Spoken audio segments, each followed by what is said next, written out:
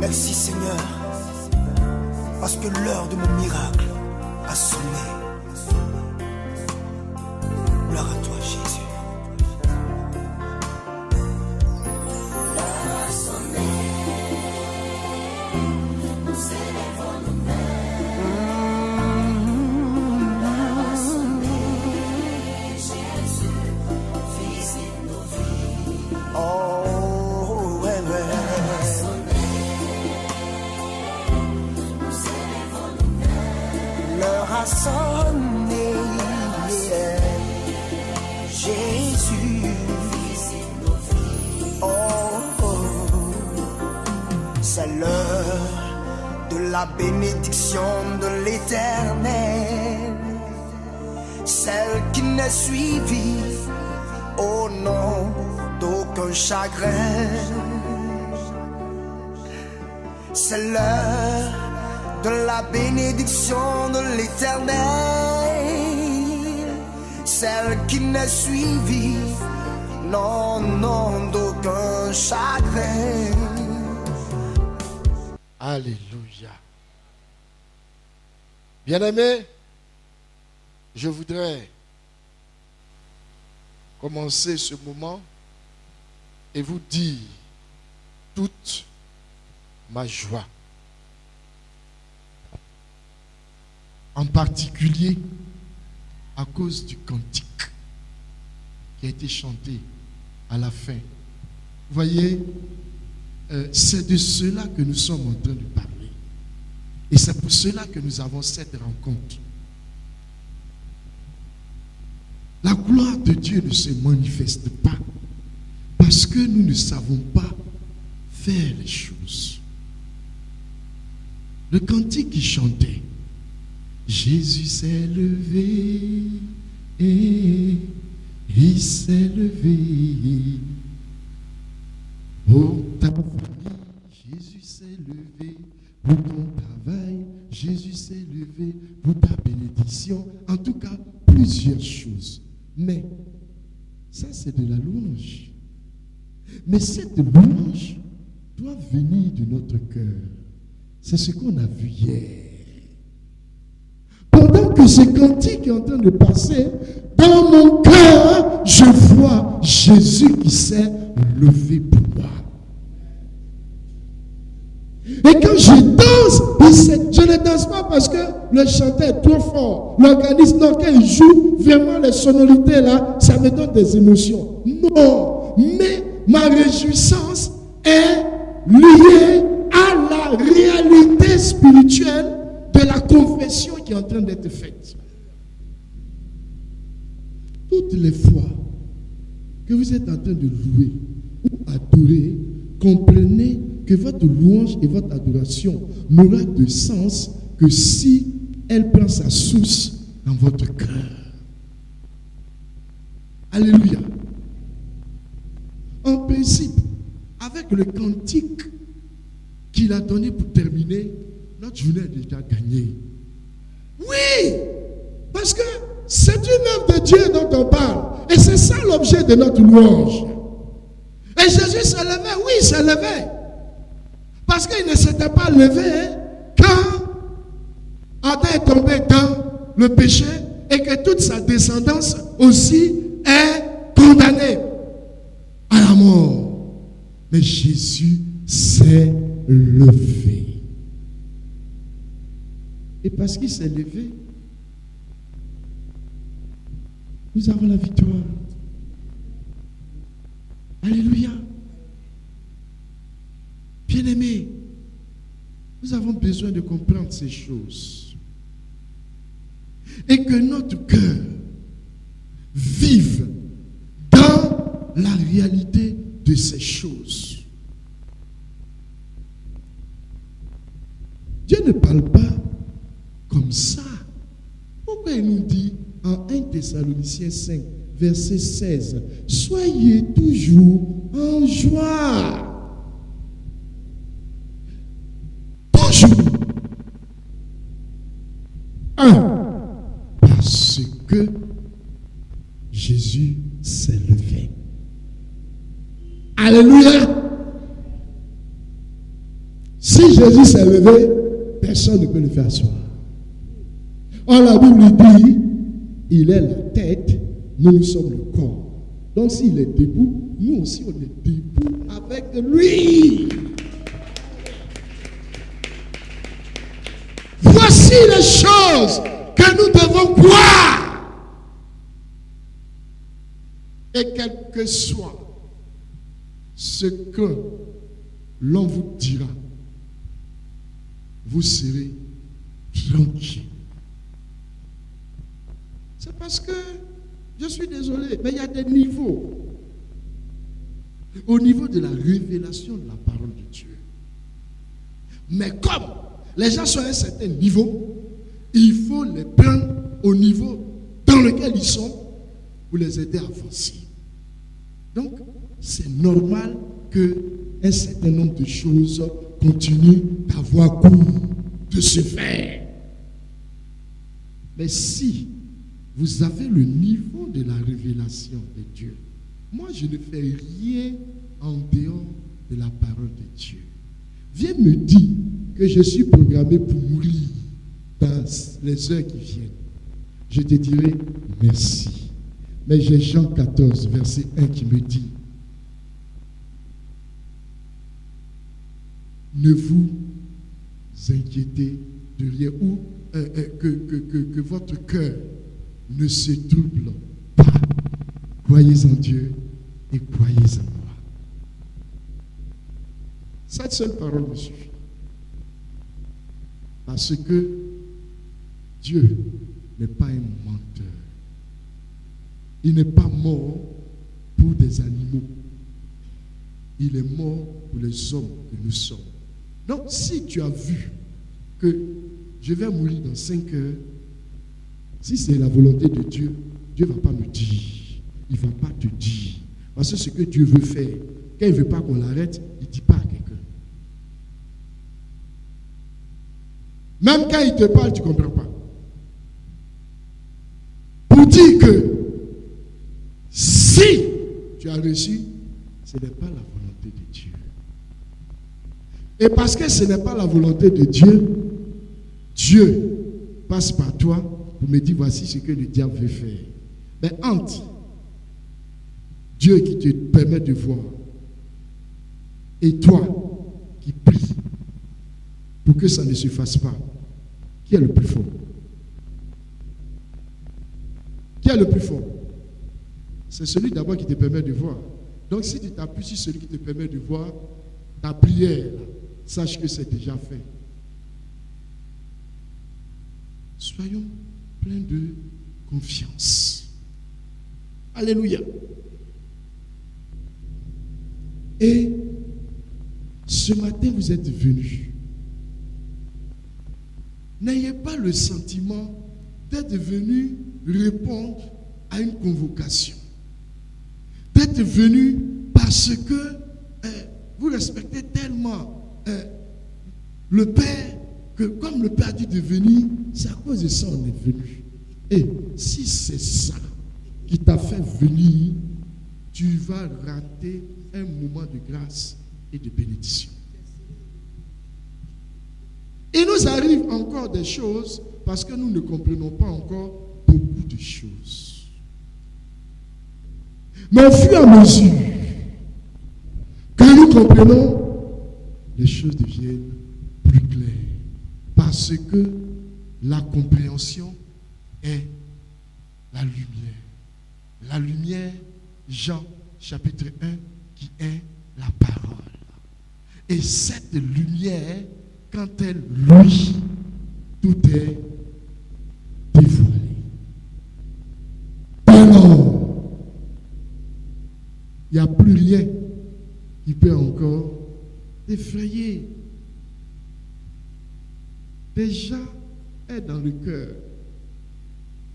que c'est avec difficulté que tu es venu, mais tu ne vas pas retourner dans ce même état d'esprit.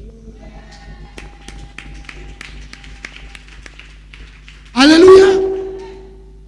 Tu ne vas pas retourner dans ce même état d'esprit.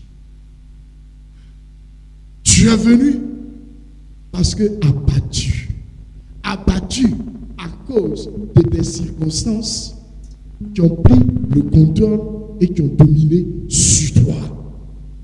Mais tes circonstances n'ont pas pu t'empêcher d'être là. Sache que tu es déjà dans la victoire. Alléluia. Tu es déjà dans la victoire. Tu es déjà dans la victoire. Nous sommes venus à une rencontre dont le thème général est Seigneur, fais-moi voir ta gloire. Bien-aimé, cette gloire, c'est tout ce que le Père désire. Alléluia. C'est tout ce que le Père désire. Le Père attendait que tu puisses lui dire ce que tu attends de lui dire maintenant afin qu'il se révèle. Et pardonnez. Alléluia. Asseyez-vous. Ce n'est pas possible. Excusez-moi. Voyez par moment quand on est pris, on ne voit plus. Parce qu'on est en train de fonctionner à autre chose. Toutes mes excuses. On va aller dans notre message. Bien-aimés, les différents points que j'ai à traiter sont relatifs ou au lien à établir entre la gloire de Dieu et la louange et l'adoration. Alléluia. Et hier, dans ce contexte, nous avons vu que notre cœur est le siège de notre louange et de notre adoration à Dieu. Alléluia. Et nous avons compris que pour que cette gloire de Dieu puisse se manifester en nous, sur nous, dans notre vie, dans notre environnement immédiat,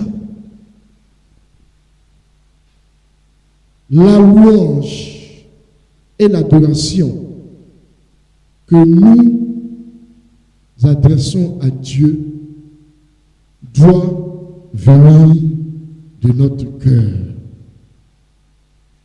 Et ce qui doit se trouver dans notre cœur, ce sont les œuvres que Dieu a faites et qui sont dans notre cœur et que nos lèvres expriment, nos lèvres témoignent. Notre adoration vient de notre cœur, de la révélation que nous avons de la parole de Dieu sur la nature de Dieu, ce que Dieu est et que notre bouche exprime. Pour que ton adoration et ta louange te conduisent dans la gloire de Dieu, tu dois toujours veiller à ce que ta bouche dit, que ce soit ce que ton cœur ressent. Alléluia. Sinon, Dieu, il n'écoute pas ce qui sort de ta bouche, mais il regarde d'abord à ce que ton cœur dit.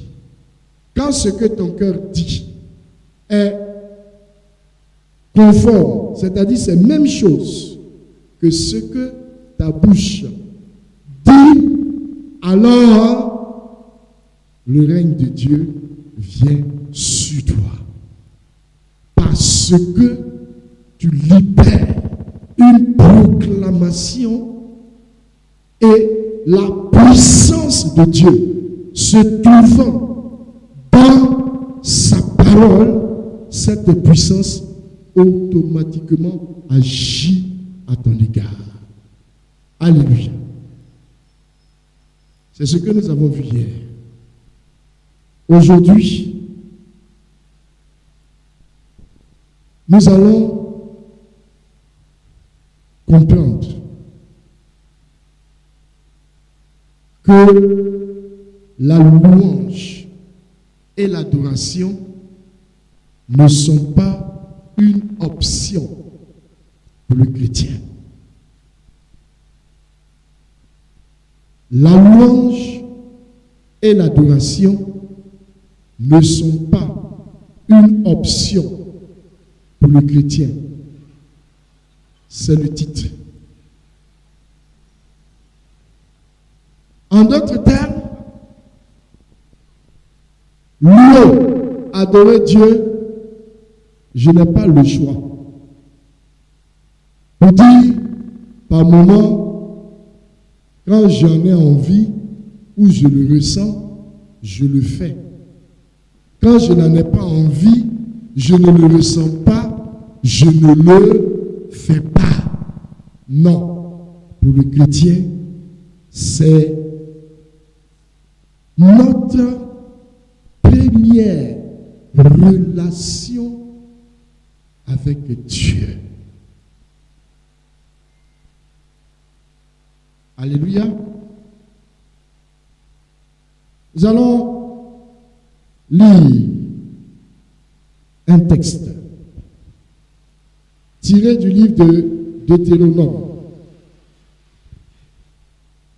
en son chapitre 28. Nous allons lire les versets 45 à 48. Deutéronome, chapitre 28, les versets 45 à 48. Nous allons nous lever pour faire la lecture. Je lis la parole de Dieu. Toutes ces malédictions viendront sur toi, te poursuivront et t'atteindront jusqu'à ce que tu sois détruit, parce que tu n'as pas écouté la voix de l'Éternel, ton Dieu, pour garder ses commandements et ses lois qu'il t'avait prescrits. Ils seront sur toi comme un signe et un prodige, et sur ta postérité pour toujours.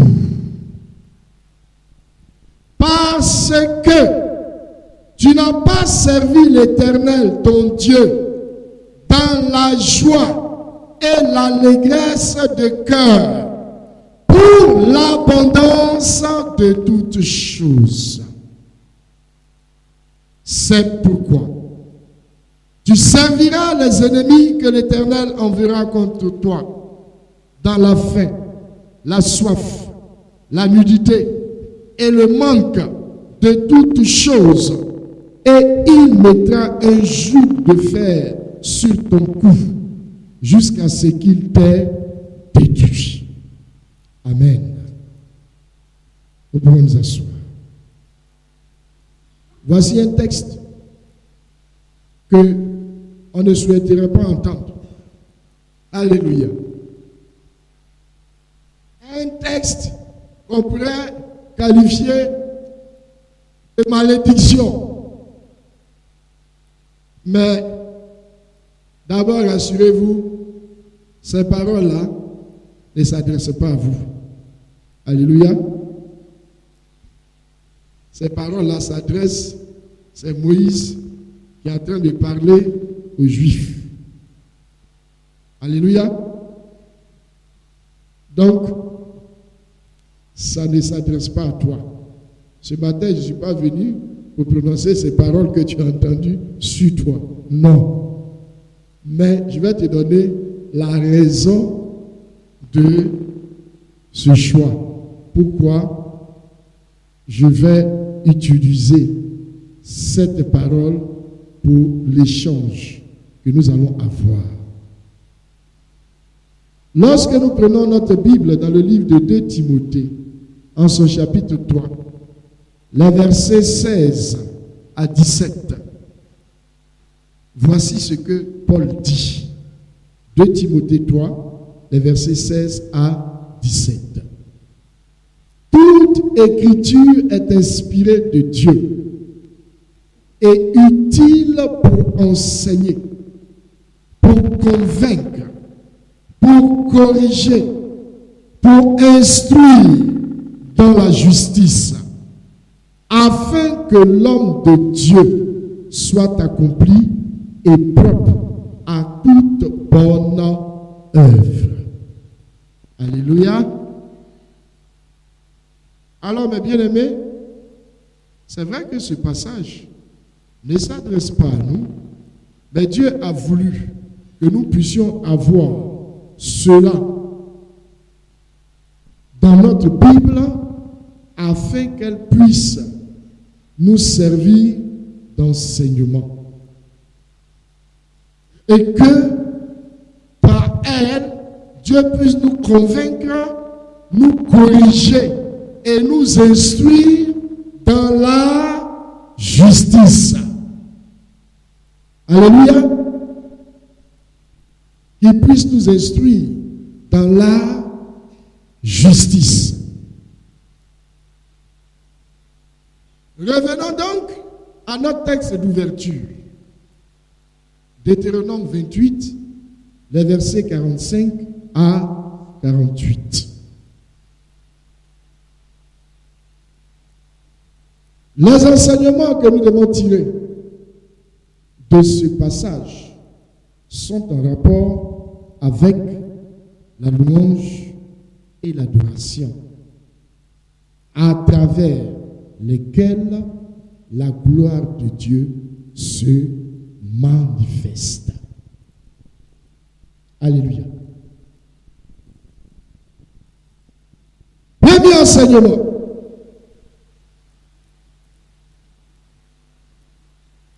La raison pour laquelle Dieu a fait venir toutes ces malédictions sur eux, c'est-à-dire les Israélites, le peuple juif, c'est parce qu'ils n'ont pas servi l'Éternel, leur Dieu, dans la joie et la joie du cœur, pour l'abondance de toutes choses. Alléluia. Bien-aimé, Dieu dit que il a laissé son peuple être frappé par leurs ennemis et connaître toutes ces malédictions parce qu'ils n'ont pas servi Dieu dans la joie du cœur pour l'abondance de tout ce qu'il a fait pour eux. Eh bien aimé, Dieu montre ici que le fait de ne pas lui être reconnaissant, c'est un péché. Le fait de ne pas lui rendre l'adoration pour ce qu'il est un péché. Le fait de ne pas le louer pour tout ce qu'il a fait pour nous, c'est un péché. Et c'est la raison pour laquelle le peuple s'est retrouvé dans cette situation de malédiction. Eh bien aimé,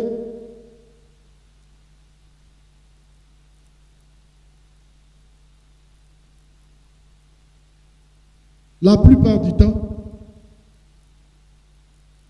les gens ne réalisent pas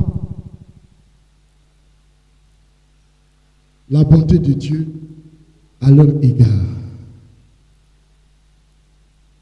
Ils ne savent pas reconnaître les œuvres de Dieu dans leur vie. Mais tant qu'ils se tiendront dans cet état d'esprit, ils ne seront pas favorables à Dieu. Et si tu es dans une position où tu n'es pas favorable à Dieu, qu'est-ce qui se passe? Tu es livré entre les mains de tes ennemis. La Bible dit, dans le Psaume 91, celui qui demeure sous l'abri du Très-Haut repose à l'ombre du Tout-Puissant. Mais bien aimé, l'abri du Très-Haut, c'est quoi? C'est la parole de Dieu. C'est ça, notre abri.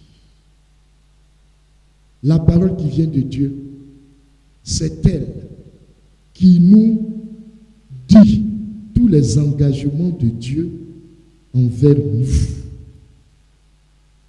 Engagements pour lesquels nous devons, à notre tour, regarder et sur lesquels nous devons nous tenir. Alors, lorsque nous avons une telle attitude, nous reposons sous l'abri. Et plutôt nous reposons à l'ombre du Tout-Puissant.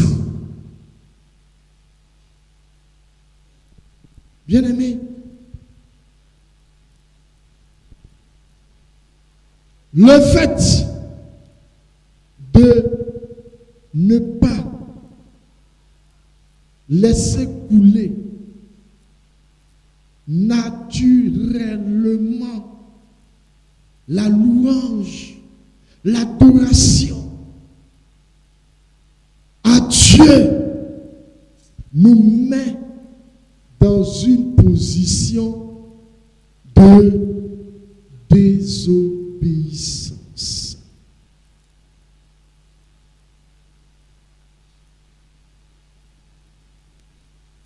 Les gens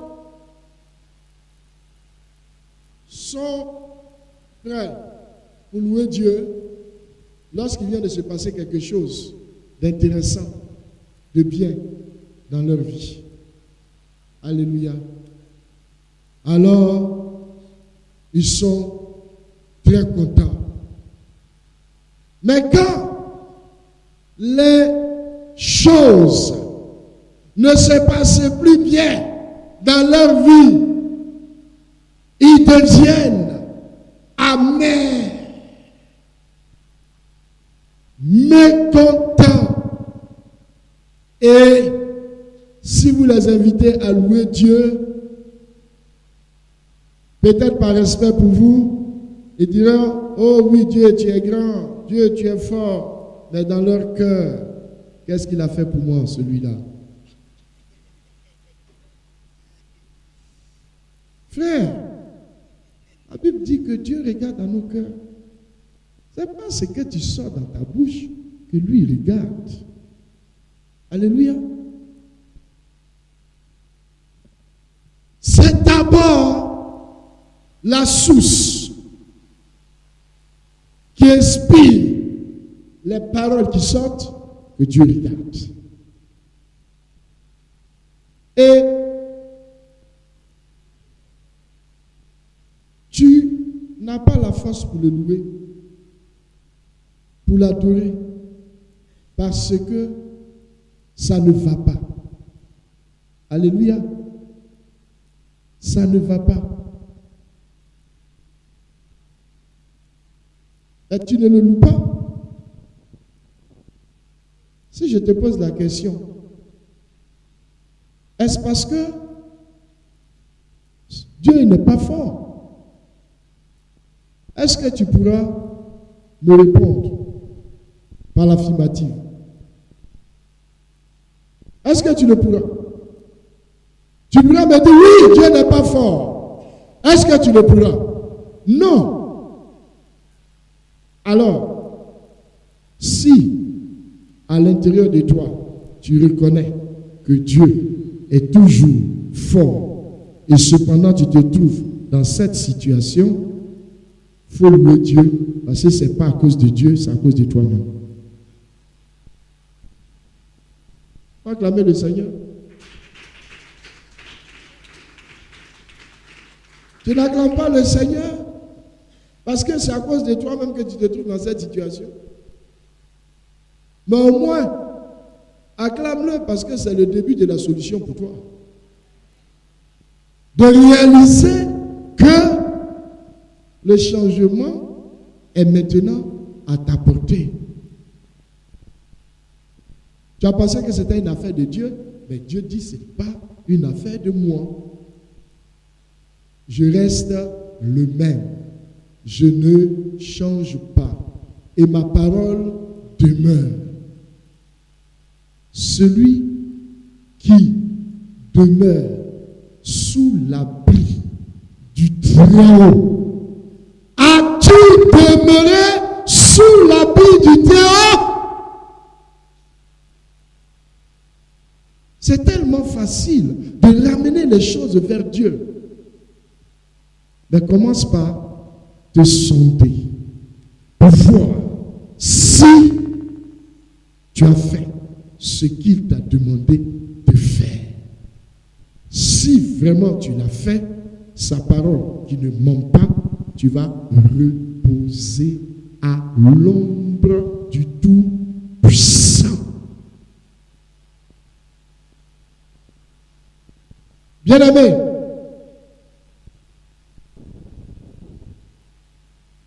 chaque jour, nous avons lu le psaume dans lequel le psalmiste disait que le matin, je parlerai de ta bonté. À midi, j'en ferai de même. Le soir, je te louerai. Parce que les œuvres de Dieu s'étendent à l'infini.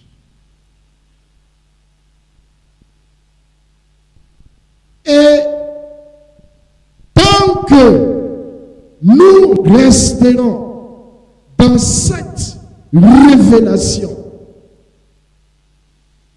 la louange ne nous manquera pas.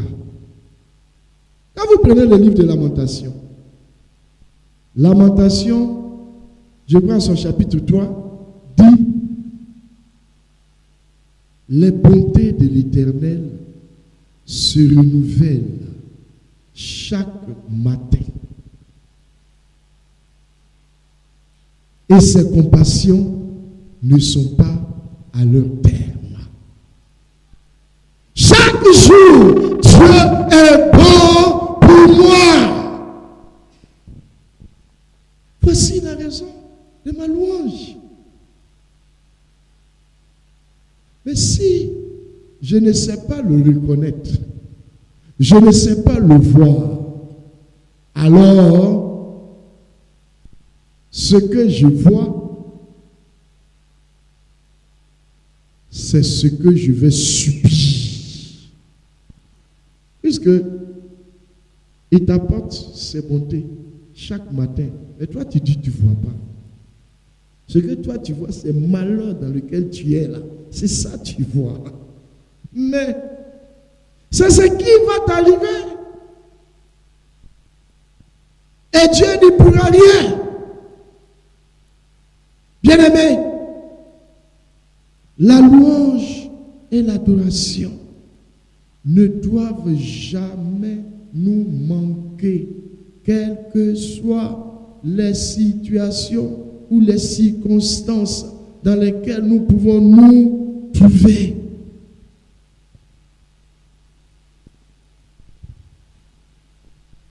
Je l'ai dit, le premier enseignement que nous tirons de Deutéronome 28, versets 45 à 48, est que ne pas louer Dieu, l'adorer de façon continuelle est une désobéissance. Cela nous disqualifie à ses yeux. Et le deuxième enseignement que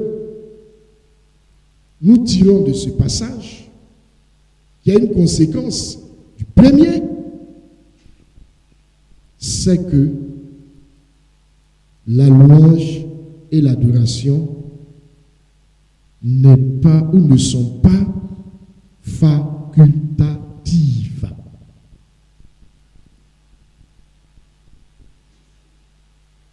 On n'a pas le choix de le louer ou de ne pas le louer. Nous devons le faire. Alléluia. Bien-aimés, ce sont des choses simples. Pas des choses qui vont vous demander beaucoup de développement. Mais des choses simples que si tu pratiques, tu verras la gloire de Dieu. Alléluia. Alléluia. Pour sortir de cette conférence, que jamais la louange et l'adoration à Dieu ne te manquent. Tu vas voir le standard de ta vie. Tu vas voir le niveau de ta vie. Tu vas constater les changements qui vont s'opérer dans ta vie. Bien-aimé, notre problème, ce n'est pas que Dieu n'est pas puissant, mais c'est que nous ne faisons pas ce qui libère la puissance de Dieu dans nos vies. Bien-aimé, bien-aimé, Seigneur, je veux voir ta gloire. Cette gloire prend sa source dans sa parole qui se trouve dans ton cœur et que ta bouche confesse. Alors, le Saint-Esprit qui habite en toi donne les instructions aux anges pour manifester ces choses dans ta vie. Bien-aimé,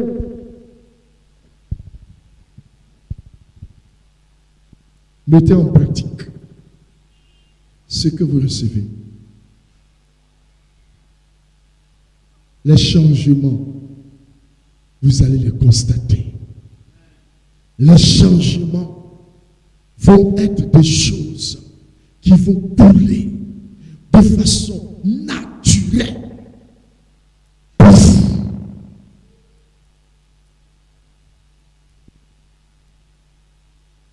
Est-ce que tu sais que si tu demeures sous l'abri du Très-Haut et que tu reposes à l'ombre du Tout-Puissant, tu es déjà dans la gloire de Dieu.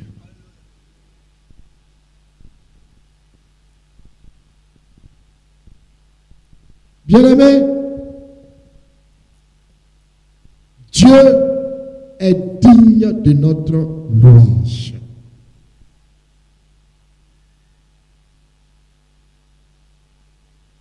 Et il y a tellement de choses qu'il accomplit dans nos vies que nous ne pouvons pas tarir, c'est-à-dire manquer de le louer. Je voudrais vous citer quelques éléments que quelqu'un qui a une Bible puisse apprendre avec le micro et va m'aider. Alléluia. La louange, rien que par l'œuvre de la création. Prenons Psaume 19, verset 1 à 8. Rien que par l'œuvre de la création, déjà, la louange doit sortir, partir de nos cœurs. Oui. Psaume 19, verset 1 à 8. 1 à 8. Au chef des chantres, Psaume de David. Oui. Les cieux rencontrent la gloire de Dieu. Les cieux racontent la gloire de Dieu. La gloire de Dieu. Et l'étendue manifeste l'œuvre de ses mains. Et l'étendue, c'est-à-dire le firmament, tout ce que vous voyez là en levant les yeux, manifeste l'œuvre de ses mains. Oui. Le jour en instruit un autre. Le jour en instruit un autre. Attends d'abord. Aucun de nous ne sait comment il passe d'un jour à un autre. Aucun. Aujourd'hui, on est quel jour? Mardi. On sait qu'on est mardi. Alléluia. Mais demain mercredi, pour que tu arrives à demain mercredi, tu ne fais rien. Et puis tu te retrouves dans mercredi. N'est-ce pas? Mais quand il dit un jour en instruit à l'autre, Dieu donne des instructions à mardi de parler à mercredi pour que tu vois mercredi. Amen. Alléluia. Dieu donne des instructions à tout ce que tu dois connaître chaque jour. Et pour cela, nous devons le louer. Et quand tu sais qu'il est un bon Dieu, frère, quand tu sais qu'il est un bon Dieu, tout ce que Dieu va programmer pour toi dans le jour, ce ne sera que de bonnes choses. C'est la raison pour laquelle nous avons de l'assurance et nous avons de la joie et que nous sommes pleins de confiance. Oui. Continue. La nuit en donne connaissance à une autre nuit. La nuit en donne connaissance à une autre nuit. Des directives sont données par l'Éternel Dieu Tout-Puissant à l'œuvre de la création pour agir en ta faveur, pour te donner de connaître de bonnes choses. Oh Seigneur, quand je vois la bonté de Jésus briller sur le toit de ma maison, mon âme bénit le Seigneur. Frère, mon âme ne va pas bénir le Seigneur à partir de ce que j'ai vu dans le jour, si je dois commencer à bénir Dieu pour ce que je vais voir dans le jour, ça veut dire que le matin, je n'ai pas de louange à offrir à Dieu. Parce que je n'ai rien vu. C'est le matin. On a l'habitude de dire c'est matin. Mais mon Dieu et ton Dieu n'est pas celui qui est en train de faire maintenant pour toi ce qu'il doit faire. Il est celui qui a déjà fait. Oui, un grand alléluia. Mais parce que peut-être tu ne le réalises pas. Il a déjà fait. Et c'est la raison pour laquelle le matin quand je me lève, je suis dans la joie. Et je ne peux être troublé par quoi que ce soit. Parce que j'ai la révélation que à mon égard, à mon sujet, Dieu donne des instructions à chaque jour. Et chaque jour, avant de passer le relais à l'autre jour, transmet les instructions de Dieu pour moi. Voici la raison de ma louange et de mon adoration, parce que j'ai un Dieu merveilleux. Bien-aimé, louer Dieu, l'adorer, je l'ai dit, c'est la première chose qui établit la relation avec Dieu.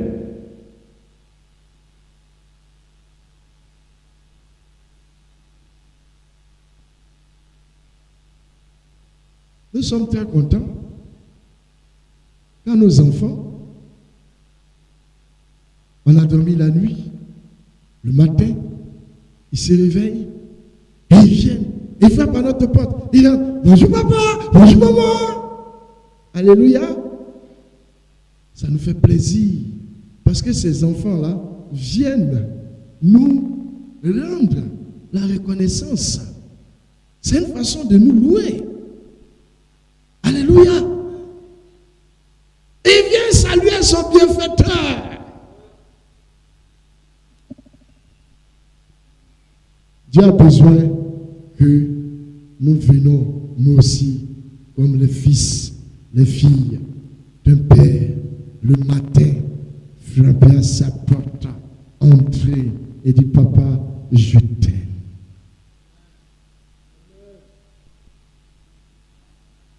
N'oublions pas une chose. Nous sommes les seules créatures. Je dis bien les seuls que Dieu a créés à son image et selon sa ressemblance. À votre avis, pourquoi l'a-t-il fait? Pourquoi Dieu t'a créé à son image et selon sa ressemblance? Pour faire son lit, je suis la terre. Il est là-haut. Il n'y a pas quelque chose que tu peux faire physiquement pour lui. Mais ta louange, ton adoration, c'est tout ce que tu peux lui faire. Et il nous a créés. Éphésiens, en son chapitre 1, le dit, pour que nous puissions servir à la louange de sa gloire. Ce sont des choses que nous ignorons. Ce sont des choses qui nous échappent et qui font que nous ne connaissons pas le meilleur de Dieu dans notre vie. Seigneur, fais-moi voir ta gloire. Combien de fois tu te réveilles le matin et tu contemples la bonté de Dieu? Non, pour la plupart, ils se réveillent le matin, ils commencent à contempler la laideur de leurs circonstances. Et le jour encore arrivé, c'est sûr que le boutiquier va envoyer quelqu'un pour me demander de rembourser son crédit. Ne commence pas ta journée avec ça. Est-ce que quelqu'un peut acclamer le Seigneur? Ne commence pas ta journée avec ça. Mais commence ta journée en te rappelant que les bontés de l'Éternel se renouvellent pour toi chaque matin. Et dès lors qu'il m'a dit dans le livre de Zacharie, en son chapitre 4, au verset 6, que ce ne sera ni par ma force, ni par ma puissance, mais que tout, pour ce qui me concerne, se fera par son esprit. J'ai tout lieu de me réveiller dans la joie. Et dis Père, je t'aime. Bonjour papa. Alléluia. Il est important que tu te considères comme le fils de ton père. Il est important que tu te considères comme la fille de ton père. Quel genre de relation as-tu avec lui? La louange, l'adoration, c'est le fondement de ta relation avec Dieu.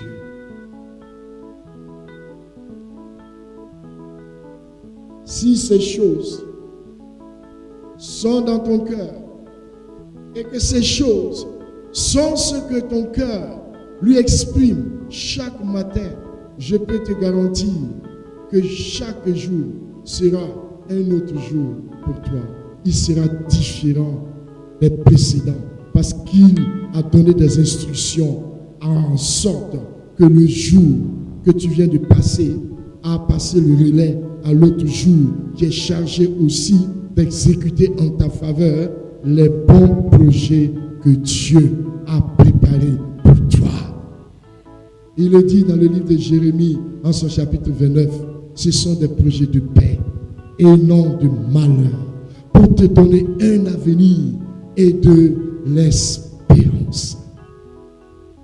Frère, celui qui demeure sous l'abri du Très-Haut, qui demeure sous l'abri de sa parole, parce que sa parole est Dieu lui-même, repose à l'ombre. L'ombre, c'est le reflet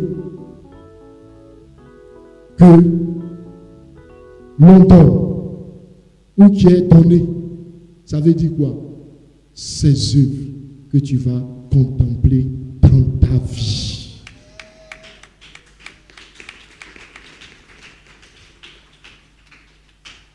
Bien-aimé, dis à Satan qu'il est un menteur. Il ne faut pas qu'il te fasse croire que parce que tu n'as pas mangé ce matin, tu es malheureux. Non. Ce n'est pas la nourriture qui doit déterminer ma joie. Je ne vous ai pas dit une chose. Ma joie n'est pas fonction de mes circonstances. Est-ce que vous le savez? Beaucoup parmi vous manquent de joie. Mais parce qu'ils ne connaissent pas d'où vient la joie. Et c'est pourquoi ils peuvent accepter de manquer de joie. Quand vous prenez le livre de Galates en son chapitre 5, au verset 22, nous parlons du fruit de l'esprit. La joie est un fruit de l'esprit.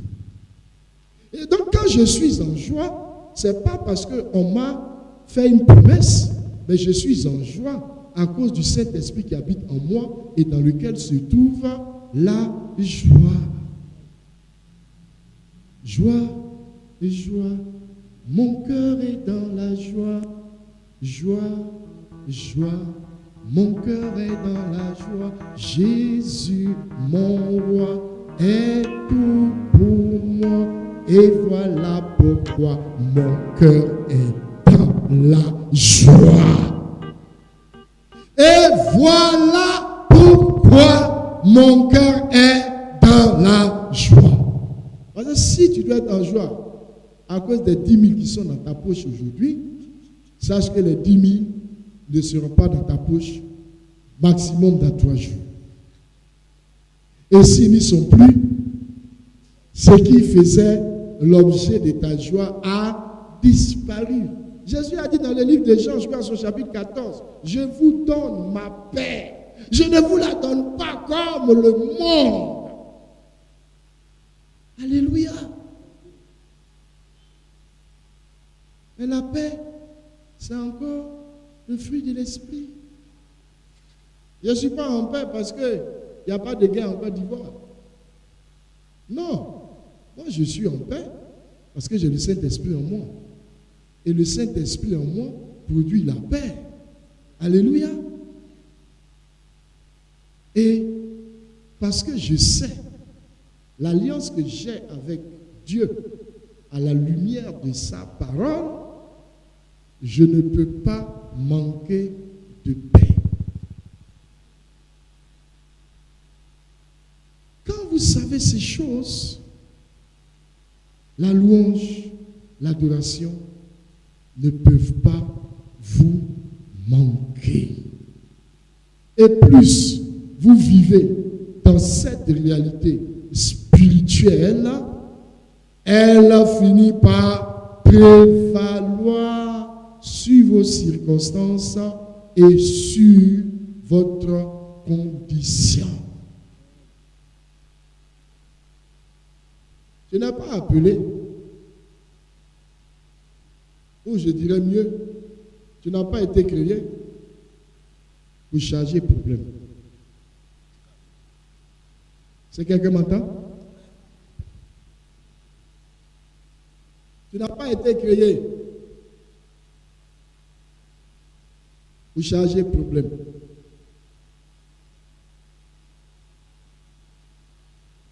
Tu as été créé pour la vie et l'abondance.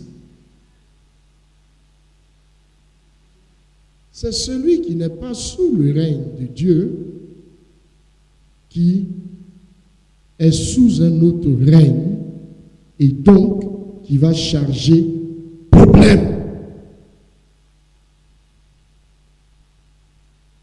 Bien-aimé,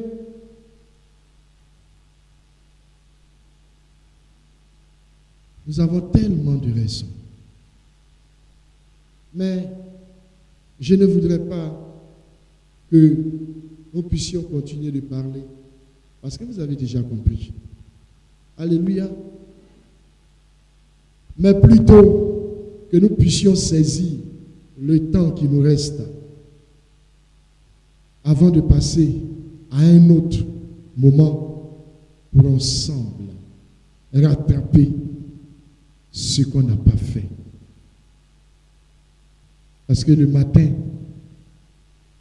vous ne lui avez pas rendu la gloire. On va le faire. Est-ce que tu veux le faire? Est-ce que tu veux montrer à Dieu que la louange, l'adoration, ce n'est plus une option, mais ça devient ton style de vie. Bien-aimé, ce n'est pas le fait de te réveiller et de chanter, mais que les chants déjà partent de ton cœur et s'adressent à lui. Nous l'avons dit, je ne peux pas louer Dieu, je ne peux pas adorer Dieu et puis être dans l'amertume. Si ce matin, tu es venu avec un problème, le Seigneur t'a dit, viens. Toi qui es chargé et fatigué, je te donnerai du repos. Dépose à mes pieds ton fardeau. pas à nous de supporter des fardeaux. Bien-aimés, est-ce qu'on peut se lever? Commence à parler à Dieu. Commence à parler à Dieu.